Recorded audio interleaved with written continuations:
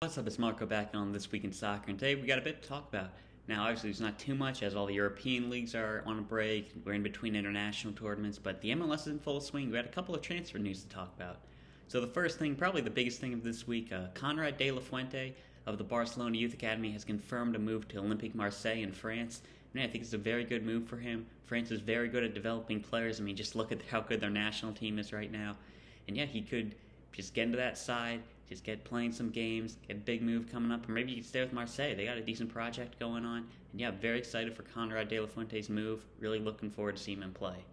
And the only other guy from outside the MLS who has news this week, Luca De La Tour, and it's only that he requested to miss the Gold Cup to concentrate on his club football. And yeah, fair enough. I mean, in my opinion, I don't think he would really lose too much from missing this preseason. I mean, he seems pretty set with Heracles. He's doing very well there. But, hey, it's his decision, and if it helps him out, it helps him out. I mean, but I would have liked to see him in the Gold Cup personally, but yeah, his call. Next, we have transfer news, and this is more just confirmation rather than news. Caden Clark is going to be joining RB Leipzig at the end of this season. I think we knew it. I saw someone call it like the worst kept secret in soccer right now, but yeah, I mean, I think we all knew this.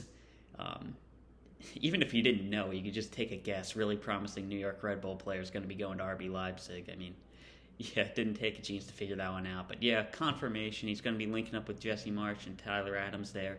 Probably joined by Brendan Aronson soon, if we're being honest. But yeah, great to see him make that move. Going to be another young American in Germany. And yeah, really excited to see him play. Also, he had appendectomy this week. He had to get his appendix removed, so yeah, wishing him well, and that probably sucks. Haven't had that before, but yeah, wishing him well. So next on to play in the MLS, we got Daryl DK. In his return to Orlando, his first start, he scored a brace, and yeah, dude, this dude is a beast. I think that he's probably cemented himself as the best striker in this American side of the game. Yeah, just great player, just beast up front. I'm really hoping to see him develop, and he'll probably get a move at the end of the season, maybe even before the end of the season. But yeah, Orlando, probably not. I think the rest of this year he'll stick around. So if you can do something with Orlando, that'd be great. But hey, I mean, at this point, if his mind's elsewhere, his mind's elsewhere. Can't be too mad about that. Now into goalkeepers, Bill Hamid, he returned from an injury and kept a clean sheet. This is somebody who I really like. I'm starting to realize I might be the biggest fan of Bill Hamid outside of DC, but yeah, he's great on the ball, really good shot stopper. I mean, man, do you remember when there was that play where he saved like 3 penalties, but he was like off the line like every time, so they had to keep retaking them? But yeah, I mean, Bill Hamid, he's a great keeper, and Matt Turner, he's continuing to play well as well. So if they can keep pushing that spot, maybe force Ethan Horvath or Zack Steffen to make a move, because both of them are currently backups at their clubs. It's an interesting situation because I think Horvath just has to move because, you know, he's not the greatest team, and you know I don't think he's going to be getting in front of Simon Mignolet anytime soon. But Zack Steffen's like, man, you're the backup at Man City, and if something happens to Ederson and you can cement that role, and you're a starting keeper at a Champions League club, not even a Champions League club, like a contender in the Champions League consistently, like I can understand him wanting to stay for a while, and I think that he can for the rest of this year, because I wouldn't normally say that because the World Cup is 2022, but you have to remember that it's going to be in November because Qatar. So I think he can stay one more year at Man City, but after this season he has to get a move, and he has to start playing in September, October, August. Yeah, I said that in the right order. And like fall of 2022, he needs to be playing by then. Because if not, like Ethan Horvath, Matt Turner, Bill Hamid, those are some very solid keepers. David Ochoa, he's waiting in the wings. They're going to be pushing him for that starting spot. So yeah, that's our goalkeeper situation right now. So next we have Gianluca Buscio. He's been performing great for Kansas City. He may be that additional 6 that we need, because outside of Tyler Adams, that position is very weak at the moment. You have Jackson Newell, who I'm not a fan of. I don't think he's good enough for the national team. And Kellen Acosta, who I can see him on the national team, but he can't start for the team. If he's somebody you want to bring on to like finish off a game, just use his energy. That's fine. I think he's very good at that role, and I honestly like him at the role. I really like his heart when he plays, but he's someone who can't start. But when you got Gianluca Buscio there, and he's dominant, dude. He is so good on the ball, like a great technical player. His defense isn't as good as Tyler Adams, but he's a young player that could develop, and he might be that other six that we need. And like I'm saying it like he's a backup, but I mean we all know Tyler Adams' injury record, like especially during World Cup qualifying. If he's gone for a couple of games, like he could be crucial, Gianluca Buscio, for this team.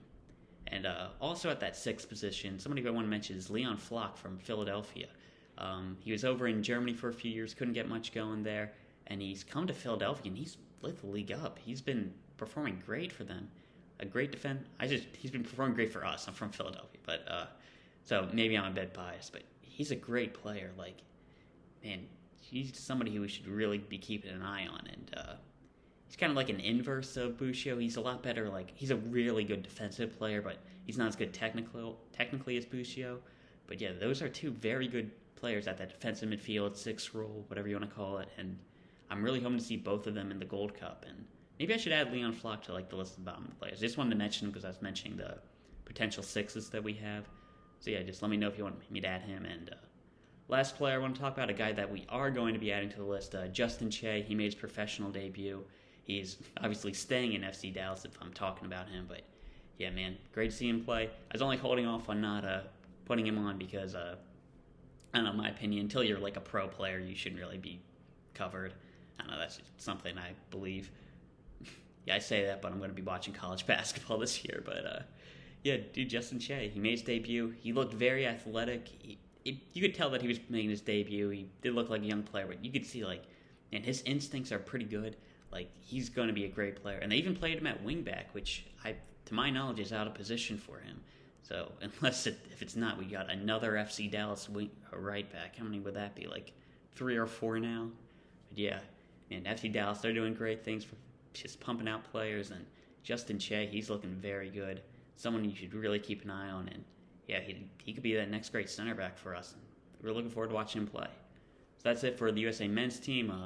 Next, the women's team actually put out their Olympic roster. And I'm not like a true expert in them. Like, I basically refuse to pay for Paramount Plus, so I don't get to watch them as much as I should be. But from what I've seen and from reactions that I seen, this seems to be like the right squad they put out. It was only an 18-man squad plus 18-woman squad plus alternates for this Olympic campaign. So yeah, but it seems to be the right decision.